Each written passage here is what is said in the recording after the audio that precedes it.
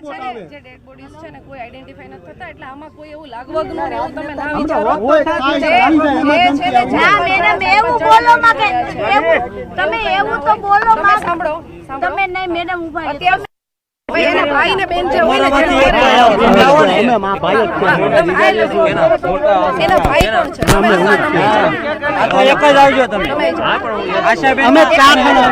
રાજકોટ અગ્નિકાંડમાં હાલ પોલીસ અધિકારી છે તેઓ માહિતી આપી રહ્યા છે જે મૃતદેહો છે અને જે સોંપવામાં આવ્યા છે પરિવારજનોને અને તેના સેમ્પલને લઈને માહિતી આપી રહ્યા છે. જો કે પત્રકારોના કેટલાક સવાલોનો જવાબ તેઓ નથી આપી શક્યા અને તેના કારણે ત્યાં હાલ જે વાતચીત હતી તે અધૂરી જ રહી ગઈ છે. જો કે 3 દિવસથી અહીંયા પરિવારજનો પરેશાન છે કારણ કે સ્વજનોની ભાળ નથી મળી રહી. હવે ધીરજ ખોટી છે. હાલ જે ડીએનએના સેમ્પલ લેવામાં આવ્યા છે તે મેચ કરીને પરિવારજનોને મૃતદેહ સોંપાઈ રહ્યા છે.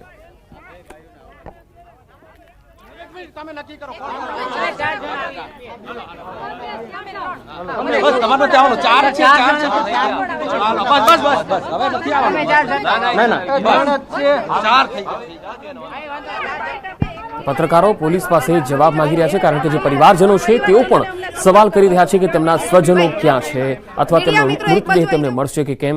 જો કે તેનો જવાબ તેઓ આપવા માટે તૈયાર થઈ રહ્યા છે, પરંતુ પત્રકારો પણ છે અને સાથે સાથે પરિવારજનો પણ છે. એટલા માટે આપણે આ સીધી તસવીરો અમે આપને રાજકોટથી બતાવી રહ્યા છીએ. થોડી જ વારમાં કદાચ પોલીસ અધિકારી પત્રકારોને સંબોધી શકે છે, જવાબ આપી શકે છે અને જે અત્યાર સુધી અપડેટ થઈ છે, જે તપાસ થઈ રહી છે તેની પણ માહિતી આવી શકે છે. સાથે સાથે જે ડીએનએ મેચ કરી અને પરિવારજનોને મૃતદેહ સોંપવાને લઈને જે પરિવારજનોના પ્રશ્નો છે, જે માંગણી છે, જે રજૂઆત છે તેને લઈને પણ કોઈ વાત મૂકી શકે છે.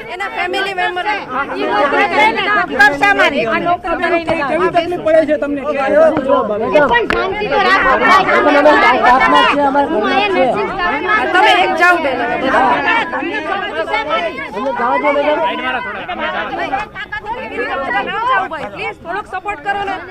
અમે 5-6 જણને એક જ ફેમિલીને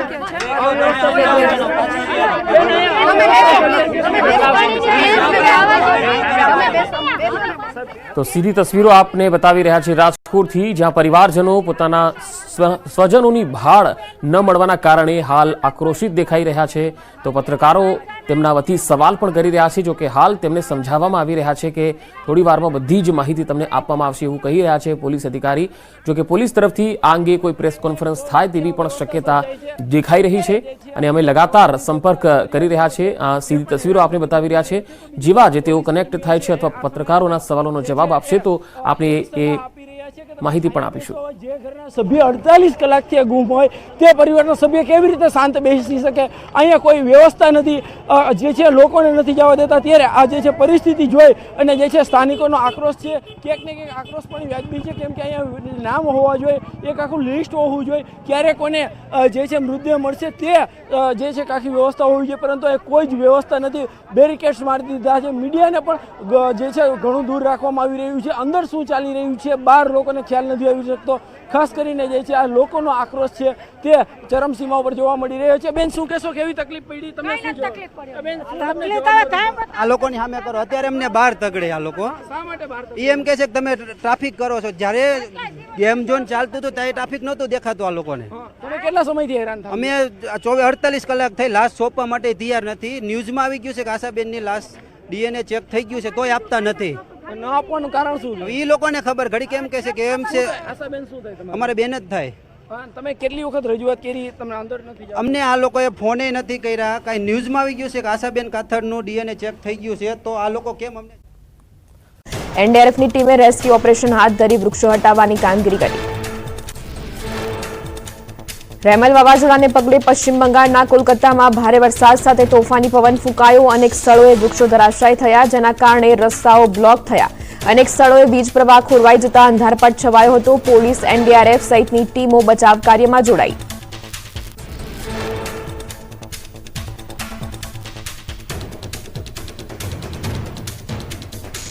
પશ્ચિમ બંગાળના ગવર્નર સીવી આનંદ બોઝે રાજભવનના રેપિડ એક્શન ફોર્સ સાથે ચક્રવાત રેમલથી પ્રભાવિત વિસ્તારોની મુલાકાત લીધી અને પરિસ્થિતિની સમીક્ષા કરી. વાવાઝોડાને પગલે અનેક વિસ્તારોમાં પૂર જેવી સ્થિતિ સર્જાઈ. અનેક વિસ્તારોમાં વીજ પુરવઠો ખોરવાઈ જતા જનજીવન પ્રભાવિત થયું. મધ્યપ્રદેશના બુરહાનપુરમાં ચોરોએ હદ વટાવી હનુમાન મંદિરમાં ઘૂસી લોખંડના સળિયાથી દાનપેટીનું તાળું તોડી કરી ચોરી. દાનપેટીમાં રાખેલી રોકડ લઈ ચોર ફરાર. ઘટના સીસીટીવીમાં થઈ કેદ. મધ્યપ્રદેશના ખંડાવામાં નર્મદા જળ યોજનાની પાઇપલાઇનમાં લીકેજ. લાખો લીટર પાણીનો થઈ રહ્યો છે વેડફાટ. 7 દિવસમાં ચોથી વાર પાણીની પાઇપલાઇનમાં થયું લીકેજ. રાજસ્થાનના શાહપુરમાં ખાતેડી મહોલ્લામાં કચરાના ઢગ અને કાદવ વચ્ચે ફસાઈ ગાય. પ્રશાસનને જાણ કરવા છતાં કલાકો સુધી કોઈ કર્મચારી ન પહોંચ્યા. બાદમાં રહીશો દ્વારા ભારે જહેમત બાદ ગાયને. મધ્યપ્રદેશના રતલામમાં ભારે પવન સાથે વરસાદ થતા 2 લોકોના નીપજ્યા મોત. પથરું વાગતા એક યુવકનું મોત તો બીજા યુવકને શેડ પડતા નીપજ્યું મોત. વરસાદે ધબધબાટી બોલાવતા નેશનલ હાઈવે પરના બોર્ડ પડતા ખોરવાયો તો અનેક જગ્યાએ બેનરો પડી જતા વાહન ચાલકોને હાલાકી ભોગવવાનો વારો આવ્યો. ઠેર ઠેર વૃક્ષો પણ ધરાશાયી થયા હોવાના દ્રશ્યો સામે આવ્યા. ધોધમાર વરસાદના કારણે પશુઓના તબેલા પાણીમાં ગરકાવ થઈ ગયા. લોકોના ઘરોમાં પણ પાણી ભરાઈ જતા ચિંતામાં મુકાયા. અનેક રસ્તાઓ પર પણ પાણી ફરી વળતા લોકોને ભારે મુશ્કેલીનો સામનો કરવાનો વારો આવ્યો. મધ્યપ્રદેશના શાહપુરના બુરહાનપુરમાં વાદળછાયા વાદળો બાદ વરસ્યો ધોધમાર વરસાદ. સતત અડધા કલાકના વરસાદમાં અનેક રસ્તાઓ થયા પાણી. આકરી ગરમી વચ્ચે વરસાદ પડતા લોકોએ લીધો રાહતનો શ્વાસ. મધ્યપ્રદેશના ખંડાવામાં ઓમકારેશ્વરમાં ભારે પવન સાથે શરૂ થયો વરસાદ. તેજ પવનના કારણે અનેક મહાકાય વૃક્ષ થયા ધરાશાયી. એક બાજુ વૃક્ષ પડ્યા અને બીજી બાજુ રસ્તાઓ પાણીમાં તરબોળ થતા વાહન ચાલકો અને રાહદારીઓ હાલાકીમાં મુકાયા. ઝારખંડના જામતાડામાં દેખાય વાવાઝોડાની અસર. ભારે પવન સાથે વરસ્યો વરસાદ. ધોધમાર વરસાદના કારણે તાપમાનમાં થયો ઘટાડો. આકરી ગરમી વચ્ચે લોકોએ લીધો રાહતનો શ્વાસ. ચક્રવાત રેમેલે રવિવાર રાત્રે બંગાળના દરિયાકાંઠે લેન્ડફોલ કર્યું. વાવાઝોડાના કારણે બંગાળ અને બાંગ્લાદેશમાં અસર વર્તાઈ. અનેક સ્થળો પર તેજ પવન સાથે અનરાધાર વરસાદ. આલામમાં પણ ચક્રવાતના કારણે એલર્ટ. વાવાઝોડું રેમેલ બન્યું તીવ્ર. બાંગ્લાદેશ અને પશ્ચિમ બંગાળમાં સાગર દ્વીપના ખેપોપાડામાં રેમેલનું લેન્ડફોલ. 135 કિલોમીટરની પ્રતિ કલાકની ઝડપે પવન ફૂંકાયા. બાંગ્લાદેશ અને પશ્ચિમ બંગાળમાં ચક્રવાતી તોફાન રેમેલ તીવ્ર બન્યું. વાવાઝોડાના લેન્ડફોલ પહેલાના તીવ્ર પવન ફૂંકાતા દરિયામાં ઉછળ્યા મોજા. પશ્ચિમ બંગાળમાં રેમેલ વાવાઝોડાથી હવાઈ સેવા પર અસર. કોલકાતા એરપોર્ટ 21 કલાક માટે બંધ. 394 ફ્લાઇટ્સ કેન્સલ. પશ્ચિમ બંગાળમાં ચક્રવાત રેમેલની ટ્રેન સેવા પર અસર. કોલકાતામાં તમામ ટ્રેન સ્થગિત કરાઈ. ટ્રેન સેવા પ્રભાવિત થતા સિયાહદલ રેલવે સ્ટેશન પર અનેક મુસાફરો અટવાયા.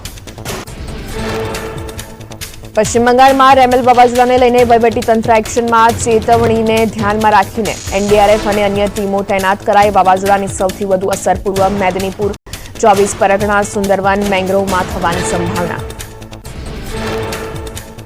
દક્ષિણ 24 પરગનામાં એનડીઆરએફની ટીમે ખડેપગે તૈનાત. 24 ગ્રામ પંચાયતમાં કંટ્રોલ રૂમ કાર્યરત કરાયા. ગોસાબામાં અનેક ફ્લેટ અને શાળા રેસ્ક્યુ કેન્દ્રો બનાવવામાં આવ્યા.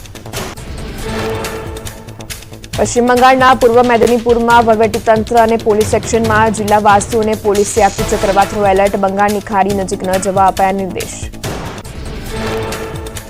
પશ્ચિમ બંગાળના કોલકાતામાં વરસાદી માહોલ. ભારે પવન સાથે વરસાદ થતા અનેક વિસ્તારોમાં વૃક્ષ ધરાશાયી. રસ્તાઓ બ્લોક થતા વહીવટીતંત્રએ વૃક્ષો હટાવવા જહેમત ઉઠાવી. તમિલનાડુના દક્ષિણ જિલ્લામાં વરસાદી માહોલ. તમિલનાડુના પૂર્વ દરિયાકાંઠાના વિસ્તારમાં વાવાઝોડાની અસર. હવામાન વિભાગે મન્નારના અખાત પર ભારે પવન ફૂંકાવાની આપી ચેતવણી.